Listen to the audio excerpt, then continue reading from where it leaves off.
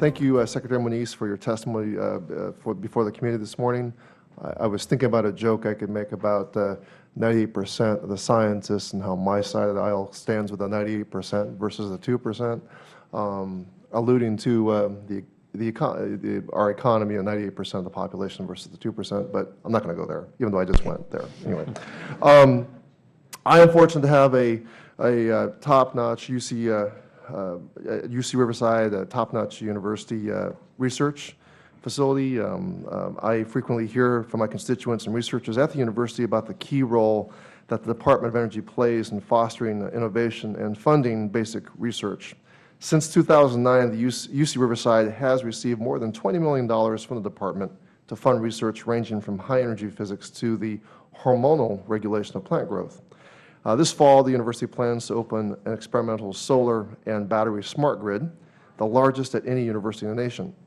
The Smart Grid Research Lab will allow researchers to study innovative ways to improve smart grid power management, link large computing data centers with the grid, study smart grid cybersecurity, and better understand ways to link energy from renewable sources with the grid. And that's just a snapshot of the work being done at UCR. DOE funding has also contributed to biofuels research and solar energy research at Bourne's College of Engineering, which is part of the leading edge of research and pushing down the cost and driving up the efficiency of solar energy collection. This kind of research innovation not only creates jobs, it leads to the scientific breakthroughs that will allow us to face the challenges of the 21st century. And I appreciate hearing from you today about the department's strategy as we work together to meet those challenges.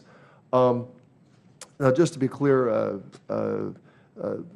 you, I believe, counsel moving forward with the best scientific knowledge that we have. I realize I want to be humble and not presume that we know the future, but 98% or 97% of the scientists do seem to have a consensus that global climate change is real, that the anthropocentric contribution to carbon contribution is coming from human sources. We've already, I don't want to keep beating that drum, but I think we've amply made that point. I want to go to one of my priorities as a former K-12 teacher is STEM education. You mentioned, I believe you mentioned something about 1 million. The Chinese have a goal of 1 million, educating 1 million students in high-performance computing. Performance computing, yes. Mm-hmm. Can you tell me the significance of that goal, and do you think it is a prudent goal of the Chinese, and what does that pose as a challenge to us as Americans?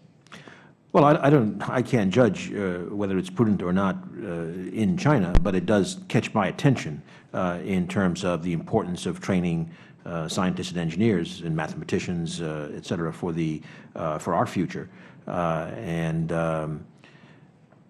Another issue, in fact, I would raise is that I think we need still, after many years of working at it, to do a better job in terms of using all of our talent, women and minorities.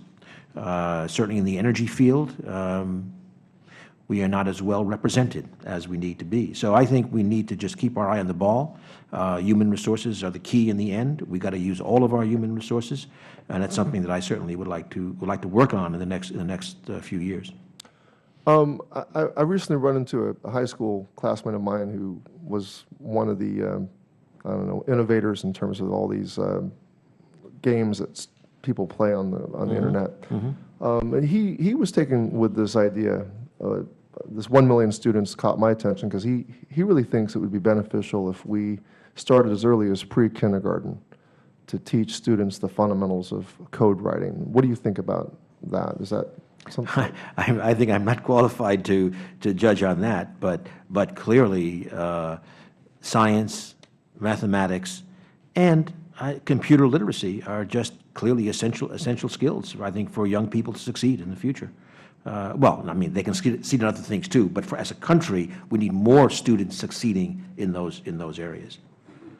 So, and may I just add, one of the things that I have talked about that I would like to look at the department, kind of along these lines, is I think that we may want to look and come to the Congress for discussions at what I would call a traineeship program, where we support, so it's not broad necessarily like scholarships, it's focus on areas of national need where we aren't producing enough young people for our missions. So, for example, in our nuclear security mission, actinide chemistry; for our energy mission, power electronics.